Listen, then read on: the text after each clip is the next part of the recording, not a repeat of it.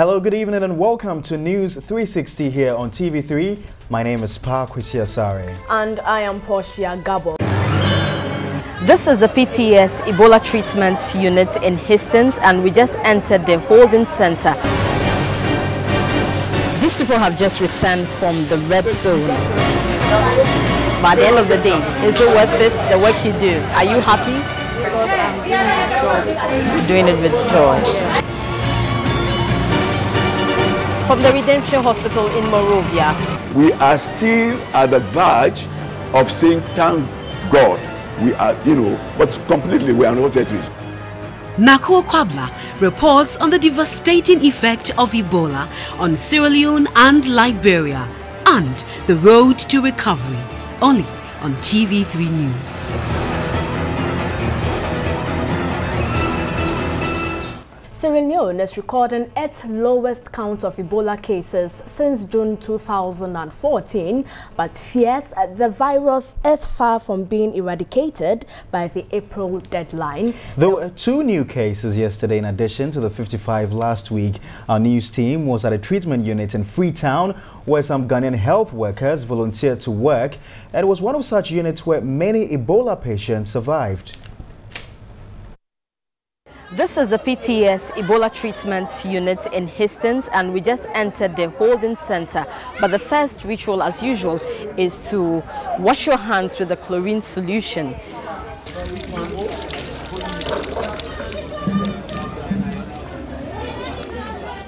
Now, on my left is where we have the volunteers and anybody actually going into the wards, dressing up. Amina is a hygienist. Her job, with several others, is to clean the red zone that is where Ebola patients are treated. Is it worth it, the work you do? Are you happy? Yes. Why? You're doing it with joy. Dressed in the PPE, it is not easy to recognize them. Their names and time of entering the red zone are therefore written on the PPE to be able to identify each health worker and for the patients to relate to whoever is treating them.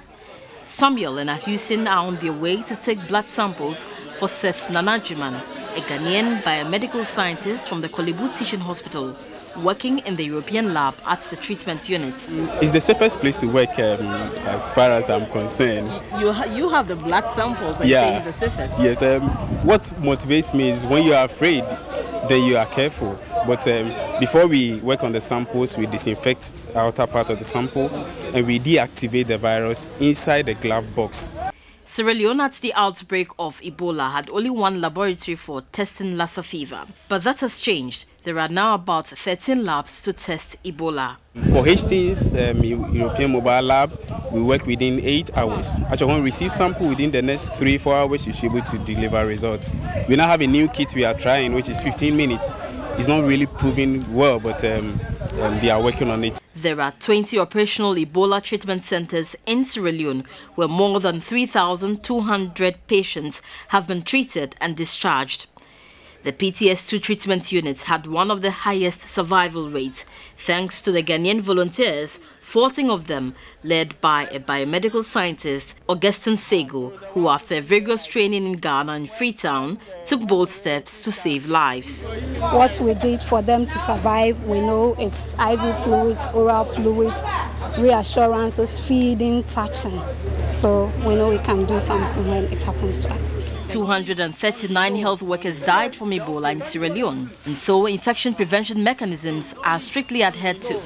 These people have just returned from the red zone and they are here to decontaminate. Here again, what are they using to decontaminate? 0.5% chlorine, which is highly concentrated to quickly kill the virus within seconds.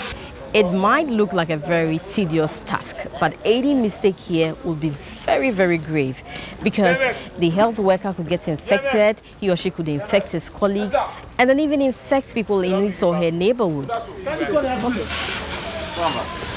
From the Hastings PTS2 Treatment Center, my name is Narkwor Kwabla for TV3 News.